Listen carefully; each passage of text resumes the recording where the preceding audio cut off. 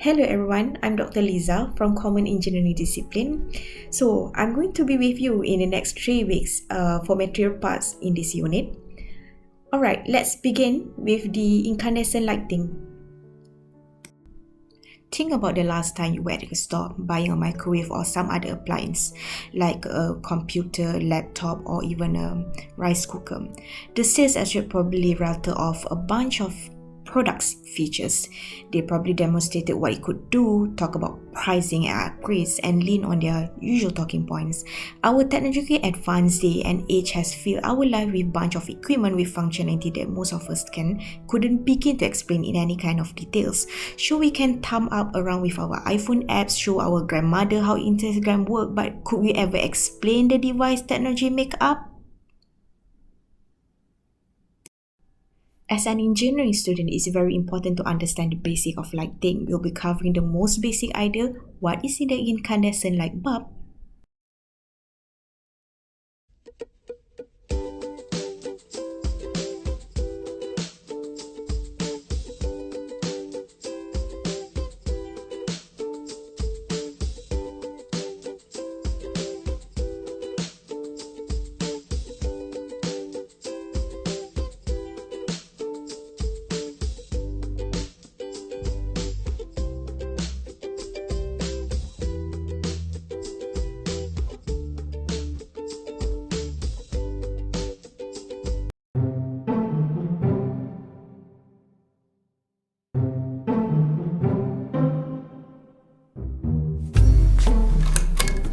Now, most of us believe that after Thomas Edison or Joseph Swan, if you're British, invented the light bulb in the 1870s, it took off as a useful everyday object and revolutionized modern lighting.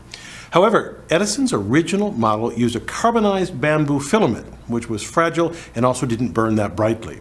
Here's what really made the incandescent light bulb as we know it.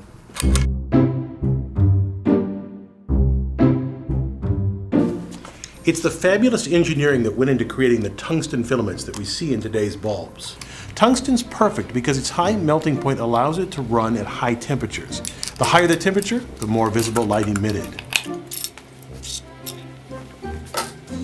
The filament seems a simple thing, but let me show you how amazing it is. If we zoom in a bit, you can see it's a coil, not just a straight wire.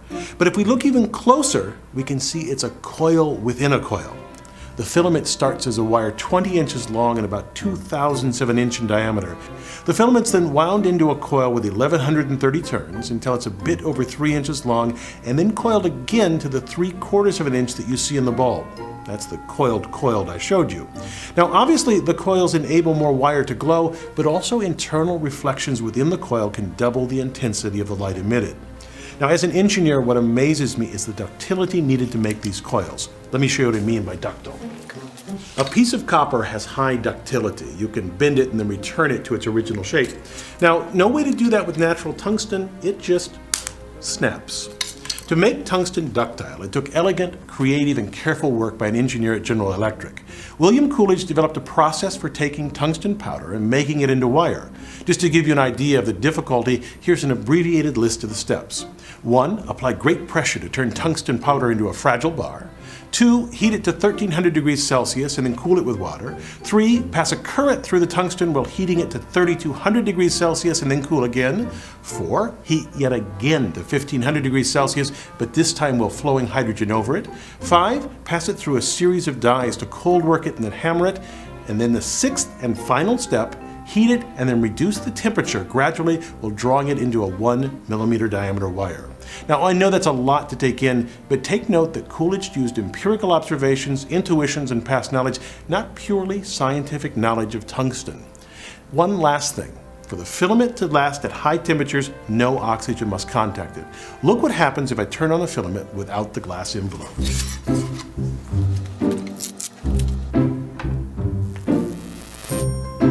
I love that. Now, if you take a close look at the tungsten, it's now black. That's tungsten oxide. To keep oxygen away from the filament, the earliest bulbs simply had a vacuum. Today we filled them with argon gas. It insulates the filament and keeps it from evaporating, thus allowing for even higher temperatures.